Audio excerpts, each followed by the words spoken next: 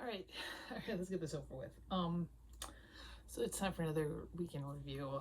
It is June 29th, and I have some stacks to haul here. I also only read five books this past week. One of them was a Kindle book, so I said four because I don't see four physical books in here. I'm not even sure. I do have a whole new system for killing the book wall. I'm obviously still doing Aura versus the book wall videos. I kind of like those. I think, I don't know, they're fun. Especially with how I'm doing it in conjunction with hrcyed, which yes, I did start early because it's my life. I'm going to end it early too.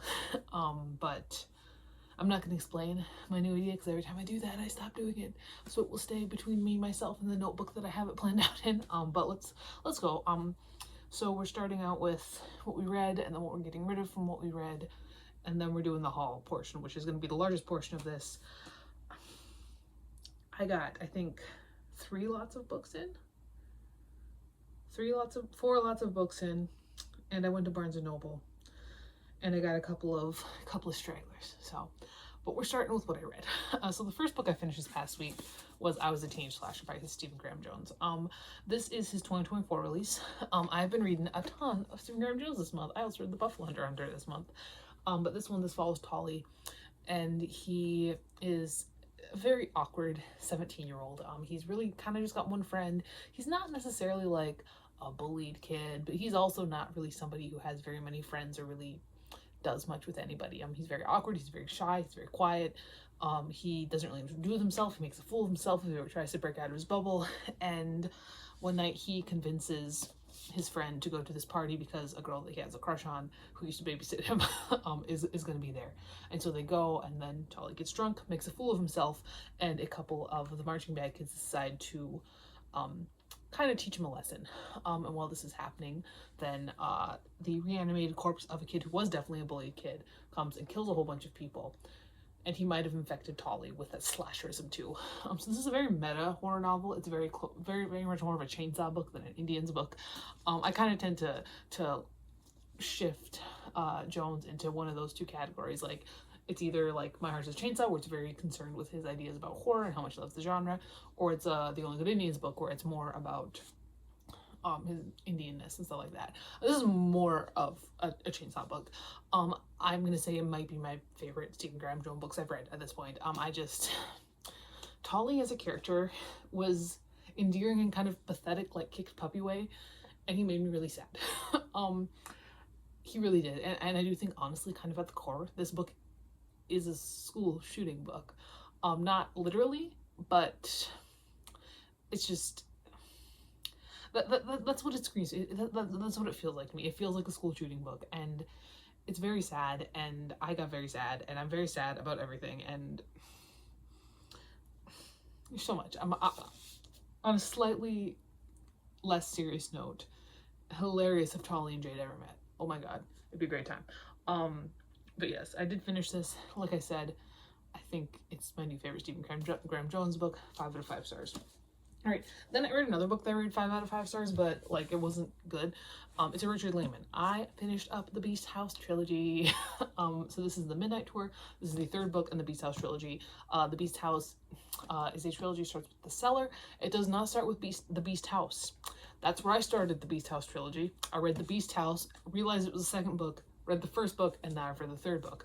But Beast House, or The Cellar, the trilogy in general, it follows this like tourist town in California, where there is an attraction known as the Beast House, where there have been lots of attacks by these mysterious beasts, and the Beast House, it has a whole bunch of like wax sculptures of all these attacks.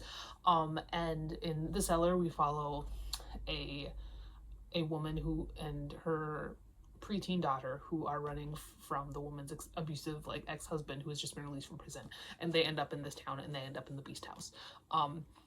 In this book, this takes place quite a bit after the original book. I believe the first book took place in about the 70s. This one really takes place in the 90s.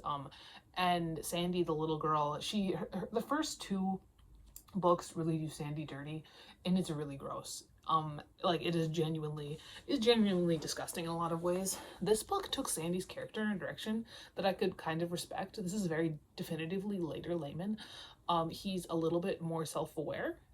It's not to the point that he is in like Night and Lonesome October, but you can tell that he kind of knows what he's doing and he kind of knows better how to write a book that isn't just gross.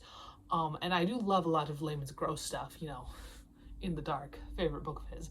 But I think that this one does kind of show that he can be a good writer when he wants to be. This book also does have a good love interest. Richard Layman can only write a good love interest when they're fucking useless. I swear to God, this guy Embrace, Warren Embrace, beautiful. But no, I really enjoyed it. I thought it was a good conclusion. It's definitely weird in that the beast stuff really only starts happening about here.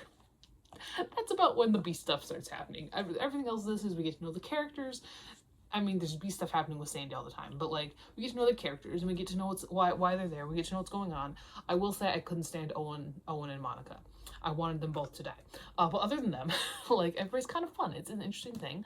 I gave it 5 out of 5 stars. I genuinely think this is one of Richard Layman's better novels. So sue me. Okay.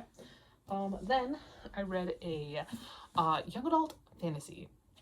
And I do think my main problems with this book, and I didn't have very many, are just because young adult fantasy isn't really my thing. I don't think it was really any fault of the books. I did read An Ember in the Ashes. I ended up giving this 4 out of 5 stars. An Ember in the Ashes is the first in a YA fantasy trilogy about this very ancient Rome-inspired world. We follow 2 characters. We follow Laia, who ends up becoming a slave, but she's also like a spy, and we follow Elias, who is a soldier in training to be one of the deadliest people in this entire country.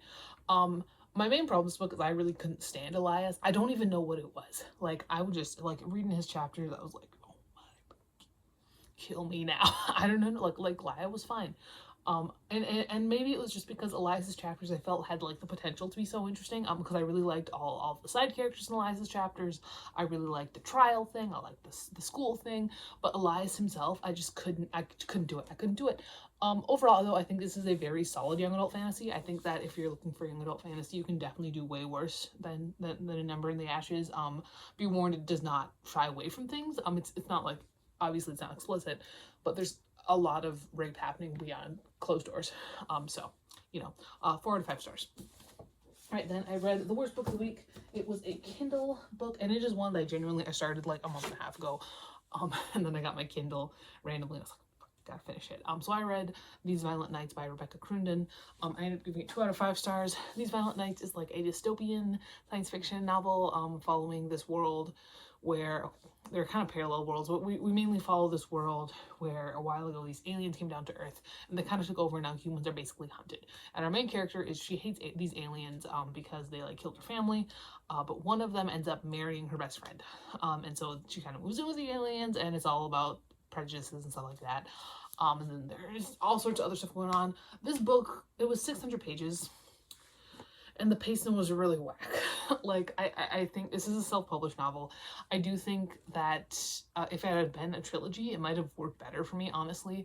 Like, if we had book 1, we had Thistle and Thorn, and we have all that situation. Book 2, we have Lucian and Nick. We have that situation. Book 3 is when we come together, and I think that would have worked a whole lot better, because then the author could have really developed a lot of it a little bit more. Thorn was so, she just, I don't know, like she it felt like her character development just, it didn't feel quite consistent to me. And the twist at the very end with Lucian and Nick, I was like, I don't know if that makes sense to me either. And I think that if the author had had more space, like if it had been 3 books and then each of them could have been 300 pages long, 400 pages long, she could have been able to put a little bit more into the characterization so that it didn't always feel quite so off. But yeah, there's that. And then the final book that I read this past week, I didn't watch any movies, which is weird. I am almost done with a season of TV though, so that will be in the next one. I only have 2 episodes left. I finished up A Dowry of Blood by S.T. Gibson. I finished this up last night. This is a Dracula thing. It follows like Dracula's like brides. We have Constanta and Magdalena and Alexei, oh my god, and Alexei, and Constanta is our main character. She is the like for all intents and purposes, she's his first bride. And it's about how he controls them and how they really want to break free, and how they don't think that being a vampire means that they really need to be like this evil, terrible thing. My only real problem with this one, I gave it 3.75 out of 5 stars. I guess I had a couple of little things. First up, the writing was very cold, and I get the vampires stuff like that, but I don't know, I couldn't quite connect with it all the way. There were definitely some very beautiful moments, where beautiful lines, but overall it was kind of like, it just felt kind of distant. Also I felt like Magdalena got kind of shafted. So I mean, Constanta, obviously she's the main character, she's who we're concerned about, but Magdalena, like, we get her and then we kind of like her, but then we get Alexei and he is everything, and even for like the author, like there's a little piece at the end here that's Alexei's point of view, and I'm like, where's Magdalena's? I mean, give us our bipolar queen's point of view, please. And I don't know. Overall though, it was pretty good. I do understand why this is so popular, why I kind of skyrocketed Gibson to the success that she has today. Again, 3.75 out of 5 stars. So what we're keeping, what we're getting rid of, easy. We are keeping these two, and we are getting rid of these two. Now let's do the book haul. Okay, so all these are kind of mixed up.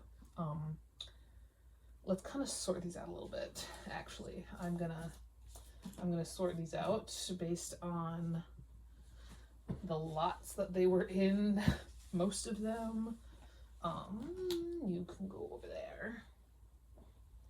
You guys can stay together. You guys can stay together. You guys can go here. Okay, so let's do the random things first. So first up, I do have a couple of DVDs.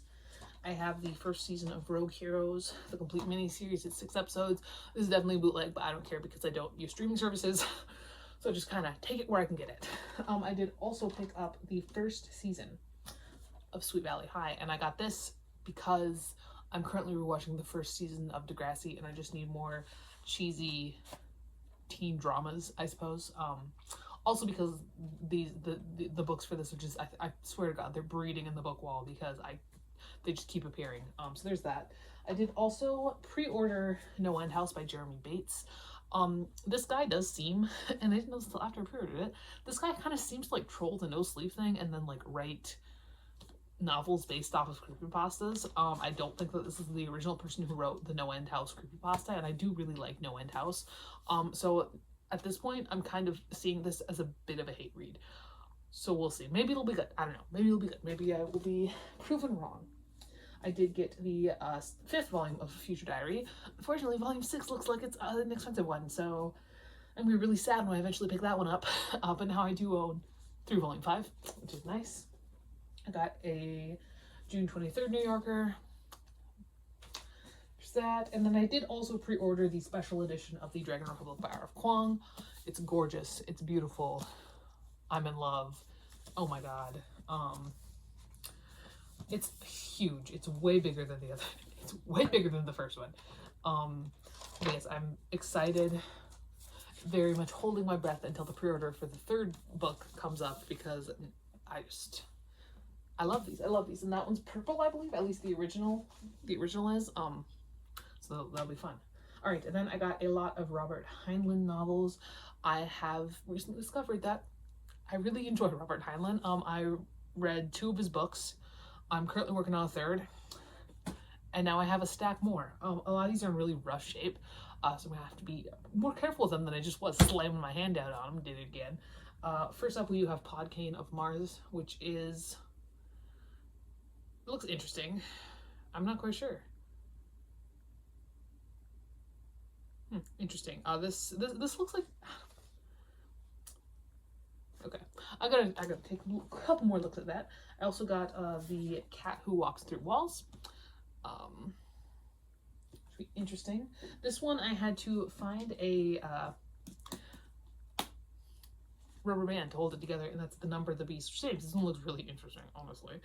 But I did get The Number of the Beast. This one is falling apart. This is not my only one that I had to rubber band it together. I also got To Sail Beyond the Sunset. Love Robert Heinlein, and all the time, whenever there's a woman on the cover, she's absolutely naked. We got the Star Beast, which I'm excited about because I really like the alien ones. And look at that little guy.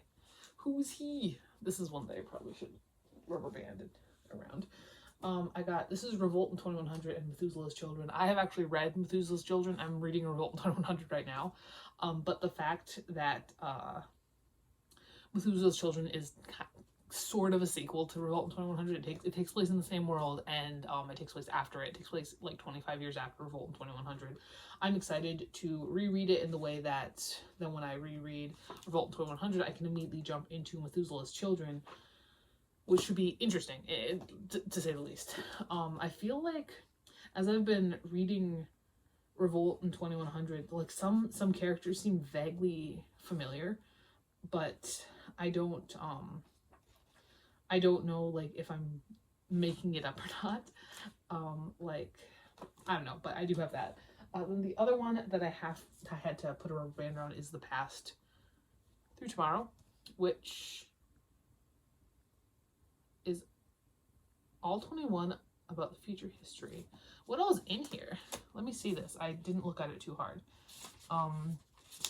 So we've got, this one does have Methuselah's Children again. But no Revolt 2100. We have If This Goes On. We have The Menace from Earth. Oh yeah, I love The Menace from Earth. So this has some stuff that I'll be rereading, but again, I don't really mind all that much. And then the last one in that little group was The Man Who Sold the Moon.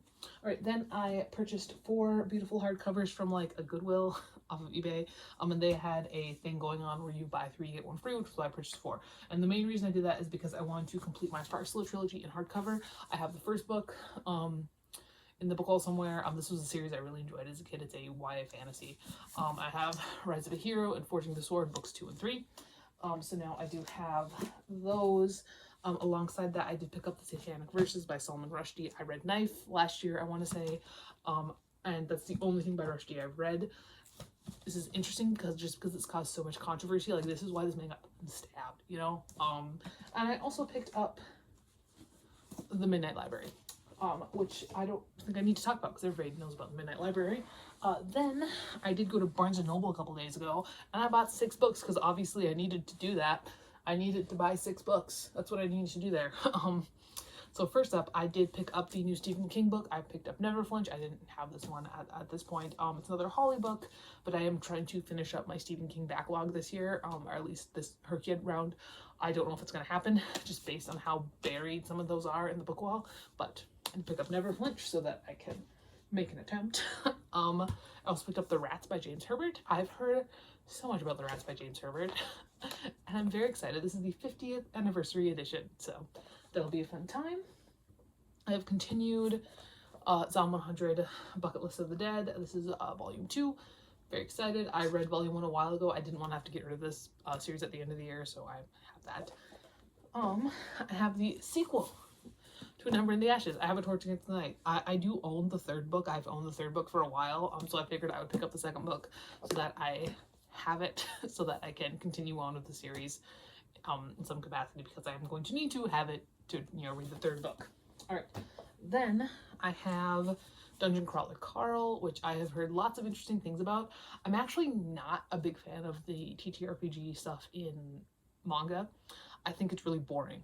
I do like TTRPGs. I am hoping that in a novel it's better. I'm hoping that this book is a good one. I'm hoping that everybody's not wrong. That's my whole thing. It's my whole thing there. All right. Then I also picked up The Man in the High Castle by Philip K. Dick, kind of along the same lines as my Robert Heinlein thing. I feel like getting into science fiction requires me to go back to the classics, and this one seems a bit prescient. All right. So then I picked up what I think is the full Real About High School series. I just watched the anime, and I think the manga is a lot different from the anime. I read the first couple volumes of the manga, watched the anime. I was like, I see nothing from the first couple volumes of the manga, so I'm really just kind of curious. And I'm pretty sure it's only 6 volumes. So I have volume 1, volume 2, Volume 3, Volume 4, Volume 5, and Volume 6. So there is that. And then I picked up a lot of manga that has both Bleach and Full Metal Alchemist. Bleach was my very first manga when I was in middle school, and I kind of want to collect the series at this point. I'm interested in it, so I do have a couple of random ones in the book wall, and now I've got some of these here. So I have Volume 11, Volume 14, Volume 20, Volume 17, Volume 19, Volume 15, Volume 22, Volume 23, and Volume 21. And then that one did also, let's throw these guys up here, did also come with 3 volumes of Full Metal Alchemist, which I'm less interested in, but like whatever. So we have 13, 12, and 11. So there's that. That is this week's week in review. I do, like I said, I hope I read more next week. Right now I'm reading Revolt in 2100, which is not a long novel. I think I'm like 110 pages in out of 190, so I should be able to finish that before too long, and then I continue on with my first hrcyed TBR. It would be best if I could finish that this week. It depends on how many times I accidentally hit my Kindle, I think, because that's always in the equation, and that can always mess stuff up. But there's that. There's everything. I'll talk to you later. And now I gotta figure out how to get that into that without killing myself, so wish me luck.